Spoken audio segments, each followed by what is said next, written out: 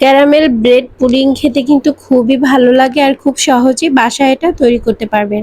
আসসালামু আলাইকুম, hello everyone, কেমন আছেন সবাই? আশা করছি আপনারা যে যেখানে আছেন আলহামদুলিল্লাহ ভালো আছেন। আমরা সচরাচর মিল্ক পুডিং বা যে কোনো পুডিং খেয়ে থাকি, কিন্তু আজকে একটু ভিন্ন ধর্মের একটা পুডিংয়ের রেসিপি আপনাদের সাথে শেয়ার করব। আর খুব সহজে এটা তৈরি করতে পারবেন আর একদম ঝামেলা ছাড়াই হাতের কাছে থাকা উপকরণ দিয়ে এটা তৈরি করে ফেলতে পারবেন। আর যেহেতু ব্রেড দিয়ে তৈরি করা হয় তাই ঝামেলাটাও একটু কম মনে হয়। এখানে আমি প্রথমে ক্যারামেল তৈরি করে নিব।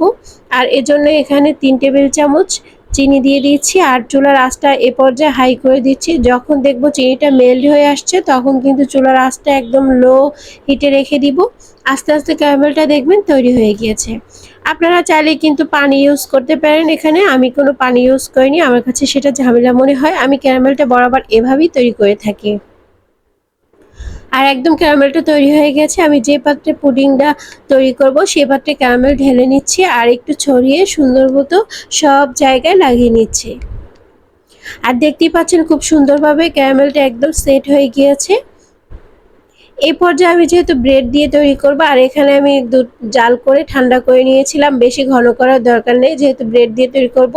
আর ব্রেড আমার বাসায় যে আগে ব্রেডের যে চারো সাইডের অংশগুলো সেগুলো অনেকগুলো রয়ে গিয়েছিল, সেটা দিয়ে আজকে আমি পুডিংটা তৈরি করে আপনাদের দেখাবো যে কত সুন্দর পুডিং এটা দিয়ে তৈরি করা যায়। আর এই অংশগুলোকে আমি দুধে একটু ভিজিয়ে 10 মিনিটের মতো রেখে দিব আর 10 মিনিট পর এটাকে ব্লেন্ড করে নিব। আর চলে আসলাম 10 মিনিট পর এটাকে ব্লেন্ড করার জন্য। তো এখানে ব্লেন্ডারের ভিতরে আমি এটাকে দিয়ে দিচ্ছি আর ব্লেন্ড করে নিব। আর এই পর্যায়ে ব্লেন্ড করা হয়ে গিয়েছে। আর এখানে আমি একটা পাত্র নিয়েছি আর এখানে 3টা ডিম নিব আমি। আর 3টা ডিম নিয়েছি, এখানে হাফ কাপ চিনি নিয়েছি। চিনিটা আপনারা আপনাদের পছন্দ মতো নেবেন। আর এখানে ভ্যানিলা এসেন্স দিচ্ছি হাফ চামচের মতো। তো এটাকে আমি ভালো করে একটু ফেটিয়ে নিচ্ছি। তো এই পর্যায়ে ফেটানো হয়ে গিয়েছে। আর এ পর্যায়ে আমি যে মিশ্রণটা তৈরি করেছিলাম ব্রেড আর মিল্ক দিয়ে সেটাকে একটু ছেঁকে নিব, তাহলে কিন্তু পুডিংটা খুব ভালোভাবে তৈরি হবে। না হলে ভিতরে যদি কোনো দলা পেকে থাকে তাহলে পুডিংটা ভালোভাবে তৈরি হবে না, তাই একটু ছাঁকনির সাহায্যে ছেঁকে নিচ্ছি।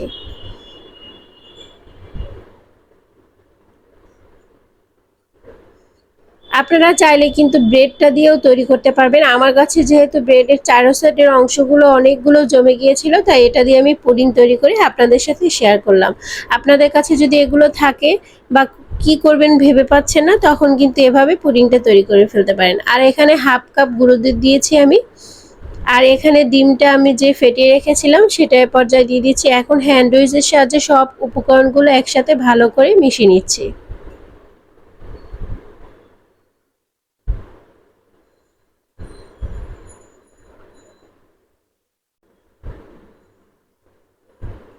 আর এ পর্যায়ে আমার একদম মেশানো হয়ে গিয়েছে। এখন যে পাত্রে আমি ক্যারামেলটা সেট করে রেখেছিলাম সেখানে ঢেলে দিচ্ছি আর এবার চলে যাচ্ছি বেক করার জন্য।